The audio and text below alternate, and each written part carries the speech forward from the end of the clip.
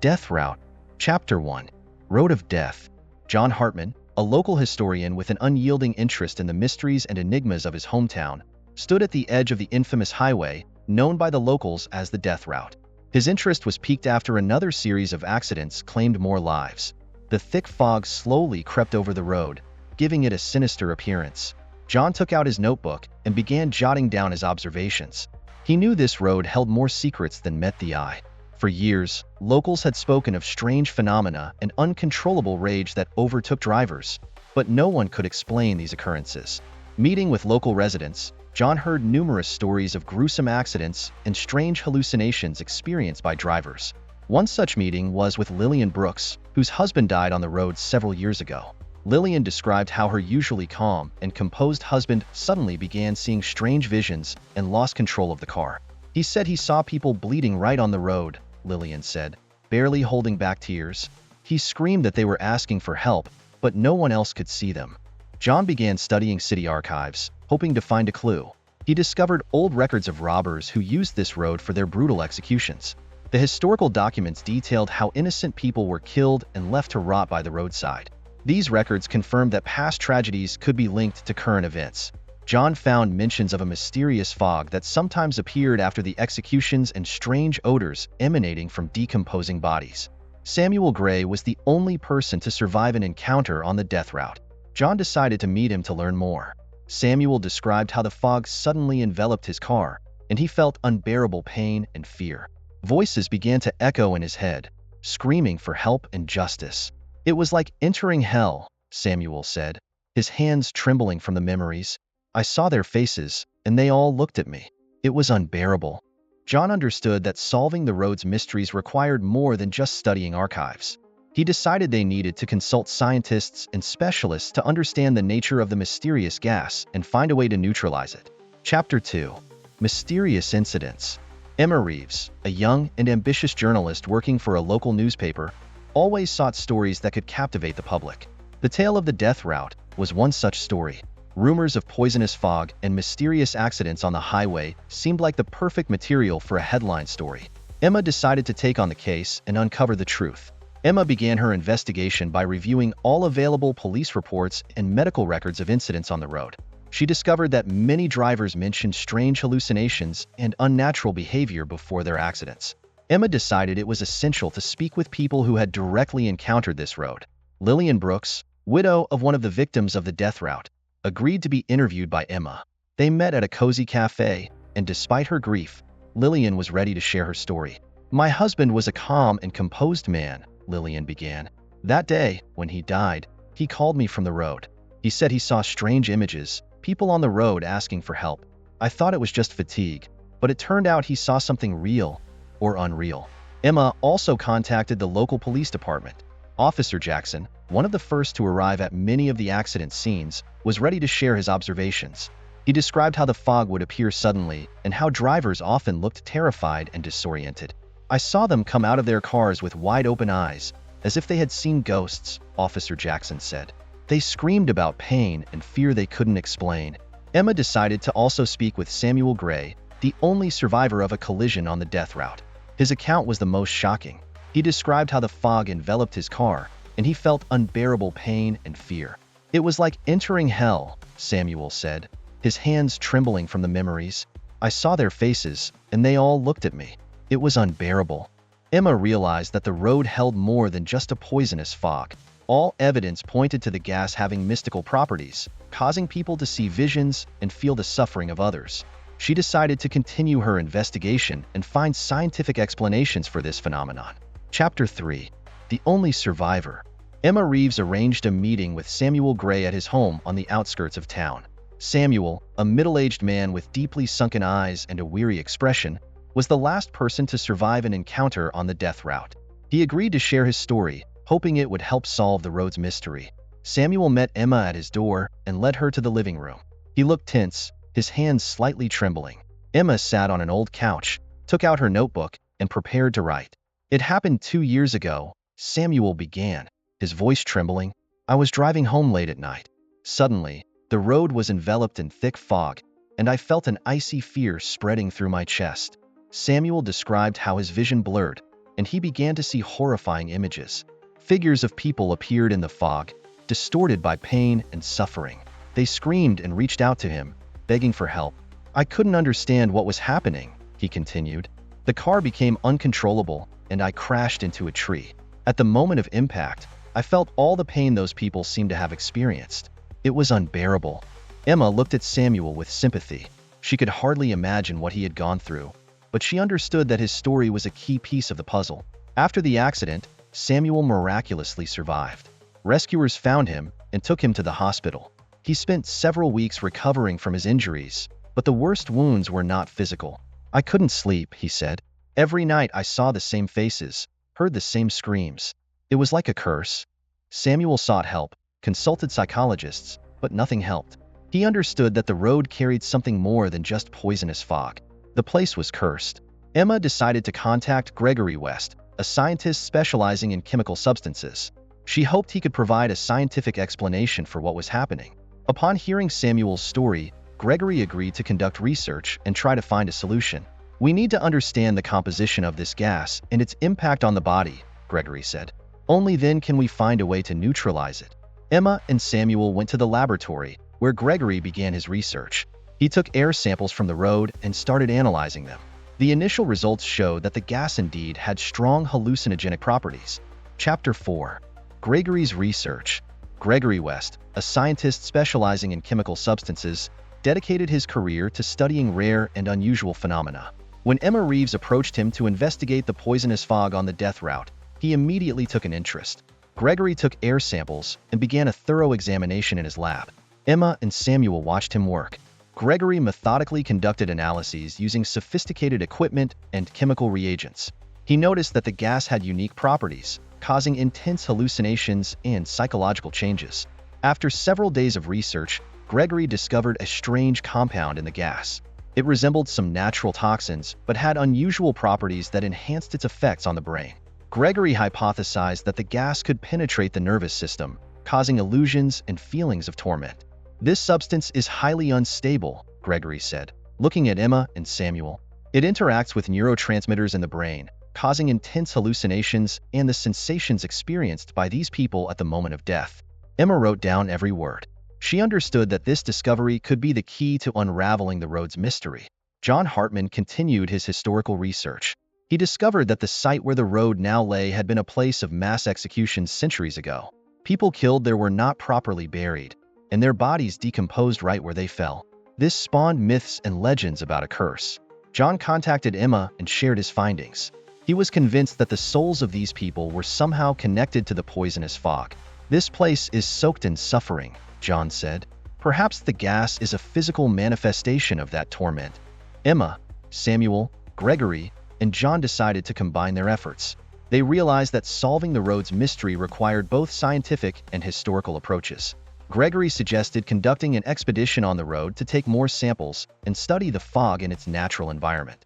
They gathered a team and headed to the death route. Gregory set up equipment to collect samples, while John recorded everything that was happening. Soon they discovered that the fog was becoming denser and the hallucinations were intensifying. Gregory found a way to temporarily neutralize the gas using special chemical reagents. This allowed the team to conduct more detailed research and take additional samples. They returned to the lab with new data and began their analysis. After several weeks of research, Gregory and his team found a way to stabilize the substance and reduce its impact on the brain. They developed a plan to cleanse the road and eliminate the threat. Chapter 5. Curse of the Past. Following the expedition on the death route, the research team realized that to fully understand the origin of the poisonous gas, they needed to conduct excavations at the site of the mass executions described by John Hartman. They sought permission from local authorities and soon received it. Excavations began at the ominous site where, according to historical records, executions had taken place centuries ago. With each layer of soil removed, archaeologists uncovered more horrifying evidence. Skeletons were found along with objects indicating brutal treatment and torture. During the excavations, John and his team began noticing strange phenomena. As dusk fell, they saw shadows and heard whispers, as if the souls of the deceased were trying to communicate with them. John was convinced that these souls would not find peace until their stories were told. "We need to understand what happened here to free these souls," John told Emma. "This place is steeped in pain and suffering. We need to conduct a thorough investigation and bring the truth to light. Gregory discovered that there were traces of ancient rituals at the excavation site. Strange symbols and ritual objects were found, indicating that the killers had used magical practices to curse their victims. Gregory hypothesized that these rituals could have enhanced the gas's effect, turning it into a medium for transmitting the martyr's suffering. Emma decided to write an article detailing the brutal executions and ancient rituals to draw public attention to the story. She also hoped her article would prompt local authorities to take action to cleanse the road. To understand the essence of the ancient rituals, John suggested visiting a local shaman who might shed light on the situation. The shaman, an elderly man with deep knowledge of local traditions and beliefs, agreed to help. These souls were brutally killed, and their suffering remains in this place, the shaman said, looking into John's eyes. You need to perform a cleansing ritual to free them. It's the only way to stop the suffering and remove the curse. Under the shaman's guidance, the research team performed a cleansing ritual. They burned sacred herbs and recited ancient incantations, asking the spirits for forgiveness and release. As the ritual was performed, the fog on the road began to dissipate and the hallucinations ceased. We did it, John said, feeling relieved. Now these souls can find peace. Chapter 6. Fight for the Truth. After the cleansing ritual and the completion of the excavations, Emma Reeves wrote a detailed article about the tragic events associated with the death route. Her piece quickly caught the public's attention and sparked a strong reaction. People were shocked to learn about the brutal executions and the ancient curse that had influenced their town for centuries. Newspapers, television, and online portals discussed the story, leading to mass discussions and rallies. Local residents demanded the closure of the road and further research to completely neutralize the gas. Lillian Brooks, who had lost her husband on the road, became one of the main activists. She organized a rally in front of the city hall, demanding immediate action. Alongside her were other residents who had suffered due to the death route. We cannot allow this road to continue bringing suffering and death, Lillian said at the rally. We must act before it's too late. Local authorities found themselves under immense pressure. Some officials were skeptical and tried to deny the mystical nature of the events, citing a lack of scientific evidence.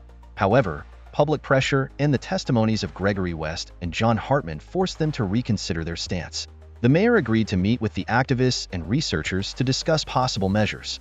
The meeting was tense, but Gregory and John managed to convince the authorities of the necessity of further research and measures to neutralize the gas. Gregory West, continuing his research, found a way to stabilize the gas and make it safe. He developed a special device that could spray a neutralizing agent along the road. This device needed to be installed along the entire length of the highway to completely eliminate the threat. Emma Reeves organized a press conference where Gregory presented his solution. He explained in detail how the device worked and the results already achieved in laboratory conditions. Local authorities approved the installation of the devices, and Gregory's team began the work. The devices were placed along the entire road, and soon the results became apparent. The fog started to dissipate, and the hallucinations ceased. The road finally became safe.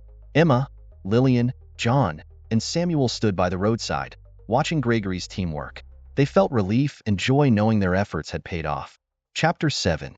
Ghosts of the Martyrs. Despite the success of the scientific approach and public pressure, the road still held its secrets. Emma and John decided to spend a night on the road to see and understand what remained invisible to science. They set up camp near the excavation site and prepared for a long night. As the fog thickened, Emma and John felt the presence of something sinister. Suddenly, ghostly figures of the martyrs of the past began to emerge from the fog. These ghosts were not aggressive, but their suffering was evident. Emma, do you see this? John asked, his voice trembling with fear. These are the very people we read about in the archives. Emma and John decided to try to communicate with the ghosts. They began asking questions, hoping for answers. One of the ghosts, a man in tattered clothes, approached them and began to speak. We were brutally killed and left to rot here, the ghost said. Our souls cannot find peace until our story is fully told. Emma wrote down every word, realizing this was a pivotal moment in their investigation. The ghosts continued to share their stories, and it became clear that their suffering was not in vain. Emma and John realized the ghosts of the martyrs did not seek to harm, but only wanted their stories to be heard and acknowledged. They decided to gather all the evidence and prepare new material to tell these events in full. We must bring their stories to the world, Emma said. It's the only way to help them find peace. Emma wrote an article detailing everything they learned from the ghosts. She described the brutal executions, the suffering, and the torment these people endured, and how their souls still wandered the road, unable to find peace. Emma and John sent the article to major newspapers and magazines, hoping it would draw attention to the story and make people think about the past. The article sparked a strong reaction, and many people began visiting the road to lay flowers and pray for the souls of the deceased. Over time, the fog on the road began to clear, and the ghosts started to disappear. Emma and John believe their work helped the souls find peace. The road, once a place of suffering and death, now became a symbol of memory and justice. Chapter 8. Confrontation. After Emma's article was published, the public and local authorities actively discussed measures to eliminate the aftermath on the death route. Although many of the ghosts found peace, the road remained dangerous. Gregory West proposed a final operation to neutralize the remaining traces of the gas. Emma, John, Gregory, and their team returned to the site with new equipment. They intended to conduct a full cleansing of the road using Gregory's developed device to spray the neutralizing agent. However, not everyone was pleased with the team's plans. Some local residents and businessmen whose interests were tied to the road began expressing their dissatisfaction and questioning the effectiveness and safety of Gregory's methods. They organized a counter-rally, demanding the work be stopped and the road left alone. "This road is part of our history," one of the activists said. "We cannot allow it to be altered without thorough discussion and verification." The situation became heated, and the city authorities organized public debates to discuss the next steps. Emma and John spoke in support of Gregory's team, citing their research and stories of the ghosts they managed to free. "We cannot ignore the suffering of these people," Emma said. "Our goal is not only to make the road safe, but also to give peace to those who died here." Gregory presented scientific data proving the safety and effectiveness of his method. He explained that using the neutralizing agent would eliminate the residual gas and prevent its effects in the future. After lengthy debates, it was decided to hold a vote among the city's residents. The majority supported Gregory's plan, understanding that the road must be made safe for everyone. The mayor announced the start of the final cleansing operation. Gregory's team began their work. They installed equipment along the entire road and started spraying the neutralizing agent. The process took several days, and gradually the fog began to disappear. Residents watched the process, hoping for the best. Chapter 9. Cleansing. After receiving approval from local authorities, Gregory's team commenced the final phase of the death route cleansing operation. The installed devices began dispersing the neutralizing agent along the entire length of the highway. Emma, John, and Samuel closely monitored the process, hoping this would end the suffering associated with the road. The cleansing process proceeded smoothly until one of the machines malfunctioned, causing a delay. This raised concerns among the team, and the local residents gathered nearby. Gregory and his assistants quickly fixed the issue, and the operation resumed. "That was close," Gregory said, wiping sweat from his brow. "We can't afford to stop halfway." After several hours of work, the fog began to dissipate. The operation neared its completion, and the road became increasingly clear. Emma and John watched with relief, knowing their efforts were not in vain. Samuel, standing nearby, sighed with relief. "Finally," he said, "I hope this is the end of it." Gregory conducted a final air quality check and confirmed that the levels of toxic substances had significantly decreased. He reported the successful completion of the operation to local authorities. "We did it," he said. "This road is now safe for everyone." Local residents gathered around the road and began to applaud. Lillian Brooks, who had supported the team throughout, couldn't hold back tears of joy. A few weeks after the operation, a memorial was erected at the site of the former death route in memory of all who had died there. Emma wrote a concluding article detailing the team's efforts and the cleansing of the road. "It was a long and difficult journey," Emma wrote, "but through joint efforts, we were able to restore safety and peace to this place." Residents began rebuilding their homes and businesses, knowing the road no longer posed a threat. The ghosts of the martyrs found peace, and their stories were told and acknowledged. Chapter 10. A New Life. After the successful completion of the death route cleansing operation, the town's residents began gradually returning to normal life. The road, once filled with terror, had become a symbol of triumph over dark times. People started using it again without fear for their lives. Emma Reeves continued writing stories about the events happening in the town and received numerous letters of gratitude from residents appreciative of her courage and persistence in the investigation. John Hartman returned to his historical research, knowing he had made a significant contribution to uncovering the truth and freeing the souls. Samuel Gray, the sole survivor of the road collision, finally found peace. He no longer experienced tormenting visions and panic attacks. His story became an important part of the road's narrative, and he often shared his experience with others to warn them of dangers and teach them to cherish life. Lillian Brooks continued her active involvement in the town, helping other families affected by tragedies. She founded a support fund for accident victims and actively participated in community life. On a warm summer day, the town held a grand unveiling ceremony for the memorial dedicated to the victims of the death route. Many residents, including Gregory's team, Emma, John, Samuel, and Lillian, attended the ceremony. The mayor gave a heartfelt speech, thanking everyone involved in cleansing the road and restoring justice. Today, we not only remember those who are gone, but also celebrate our collective victory over fear and suffering, the mayor said. This memorial will serve as a reminder that together, we can overcome any hardship. Emma and John, standing by the memorial, felt their work was complete. They knew their efforts had helped many people and contributed to the town's history. They decided to continue their research and work, knowing there were many new and interesting projects ahead. Gregory West continued his scientific work, now with confidence in his methods and knowledge. His research gained recognition, and he began collaborating with other scientists to prevent similar tragedies in the future. The town, once overshadowed by the deadly road, began a new chapter in its history. Residents looked to the future with hope, knowing they could overcome any challenge together. The road, once a symbol of death and fear, had become a road of new life and hope. Emma, John, Samuel, and Lillian often met to reminisce about their journey and share their plans for the future. They knew their friendship and joint efforts had made the world a little better. The end. If you enjoyed this video, please subscribe to our channel and don't forget to hit the like button. Thank you for your attention.